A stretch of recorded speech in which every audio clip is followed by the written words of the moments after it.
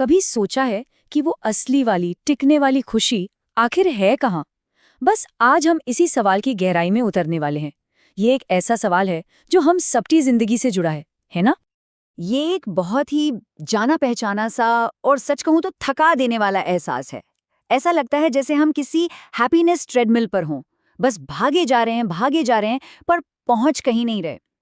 हम सब यही तो सोचते हैं कि बस अगली नौकरी मिल जाए या वो एक रिश्ता बन जाए या वो अगली बड़ी चीज हाथ लग जाए तो बस सुकून मिल जाएगा। पर होता क्या है, मंजिल हमेशा थोड़ी और आगे खिसक जाती है। अब ये जो मेटाफोर है ना, ये हमारी इस पूरी दुविधा को इतनी खूबसूरती से समझाता है। जरा सोचिए, हमारा मन बिल्कुल उस छोटे पिल्ले की तरह है जो बाहरी चीजों में मतलब दुनिया में स्वाद ढूंढ रहा है।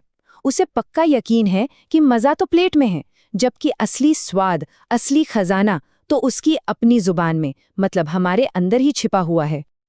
तो बात यह है कि हम सब कहीं ना कहीं एक अनलिखी स्क्रिप्ट फॉलो कर रहे हैं, है कि नहीं? मतलब भविष्य में खुशी मिलेगी, इस एक वादे के लिए हम आज का सारा स्ट्रेस, सारा तनाव झेल लेते हैं।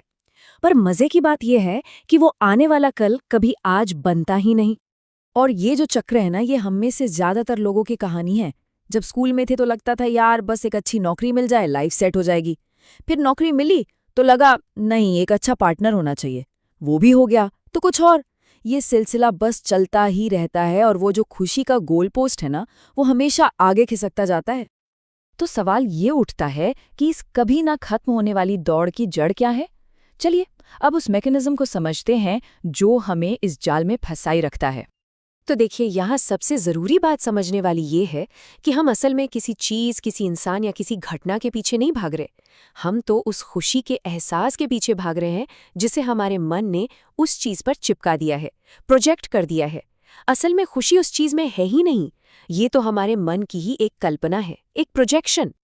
तो यहाँ दो तरह की सोच का फर्क साफ दिखता है। एक तरफ है जाल, जो कहता है कि खुशी तो चीज़ों और घटनाओं में है और मन बस उस पर रिएक्ट करने वाला एक किरदार है।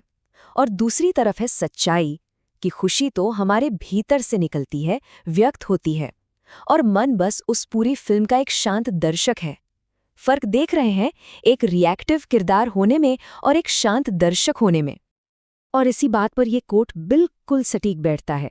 ये मानना कि दुनिया यहाँ हमें खुश करने के लिए है, शायद इंसानी भ्रमों में सबसे बड़ा भ्रम है। कितनी गहरी बात है। दुनिया का काम हमें खुश करना नहीं है, लेकिन हाँ, हम अपने अंदर से खुश होना जरूर सीख सकते हैं।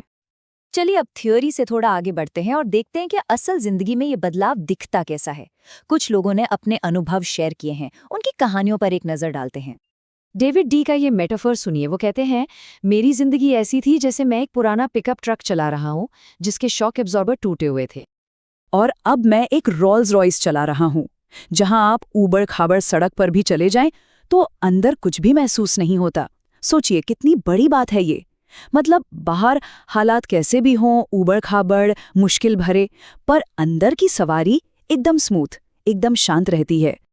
और ये बदलाव सिर्फ बड़ी बड़ी बातों में नहीं, रोजमर्रा की जिंदगी में दिखता है। जैसे अचानक लगे ट्रैफिक जैम में भी चिंता को मैनेज कर लेना, या परिवार में कोई इमरजेंसी आने पर शांति से अपनी भूमिका बदल लेना, या फिर जब अपना ही ईगो ड्रामा करने की कोशिश करे तो उस पर हंस देना और ध्यान भटकाने वाली खबरों की जगह किसी जरूरी काम को चुनना।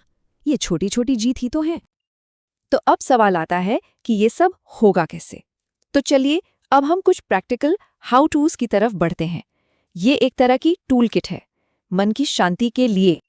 ये देखिए, ये एक पूरा साइकिल है, एक सिस्टमैटिक तरीका।